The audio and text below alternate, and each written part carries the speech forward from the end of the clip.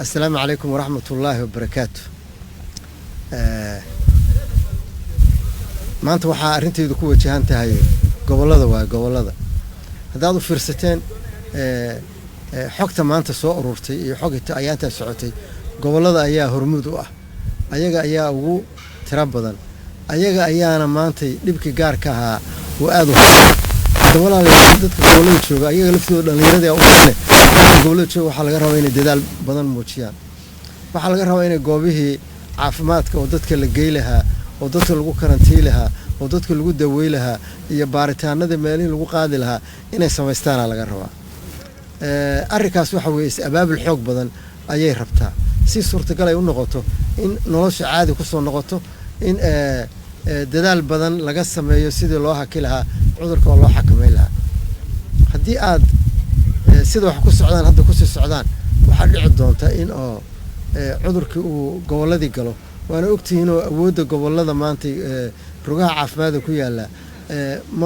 ma badna walow aan ogahay in oo qalab iyo daawo iyo intaba la geeyay laakiin warka yaala waxay tahay marka inay dadaalkaas ay noqdaan dadaal bulshada oo dhan ay ka qayb gasho dadaal aan ahayn laga sugayo bahda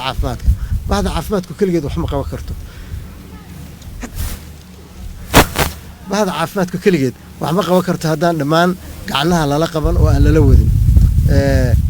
haddii aan lala abuurin goobaha dadka la geynayo haddii dadka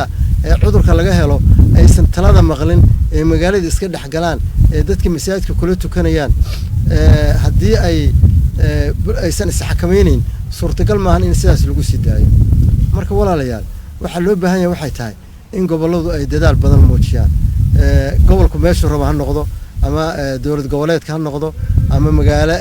degmaa ha noqoto waa in dadkii daryeel badan la siiyo dadkana waxaan ka rabnaa qofka isku arka waa inuu gurigiisa joogo waa inuu soo xamaad hadda call centerka maanta warka u dambeeyay wuxuu ahaa waxa ugu tirada badan soo baxaya waa goboladii iyo degmooyinkii way hadda gobolada degmadu waxa la rabaa qof walba mas'uuliyadiisa inuu qaato ayagoon isxakameeyaan dhalinyarada meel walba joogtana waxaan leeyahay abaabul xoog badan sameeya mid kale oo ku daraya maanta oo saaxiibadeedii dhaqaatiirta aan la qaybsanaya waxay tahay walaalayaal qaadku waa cadow waana cudurkuna gudbiya waxa lagu diyaarsho iyo dadka soo diyaarsha iyo gacmaha badan oo marmaraya lamana dhaqo waana la cunahayaa ogaada qaadku waa cadow asagoo ku kordhaganaa karaa waana lagu kala qaadi karaa waa dareemi karaa hadalkaygu inuu dad ka ganacsada uu dhib ku yahay laakiin hadda anagu waxaan naf badbaadan ka hadlaynaa anuu ganacsiga qofka diversification meel kale shaqada u tagi karaa laakiin qaadku maanta waa cadow la rabo in lala dagaalamo waxaa la doonayaa in shaqooyinkii caafimaadka la xoojiyo degmooyinka iyo gobolada la xoojiyo hadda dadaalkaasi waa inuu ka yimaado maamulada iyo wasaaradda caafimaadka ee gobolada jooga waxaan codsanayaa in qolo walba dadaalka ay muujisay oo ay samaysay ilaa haddeer ay xoojiso oo dadkii lagu karantiilo oo dadkii lagu daweeyo qodobkaas codsanaya dhalinyaradana waxaan leeyahay weli adiguna badbaadi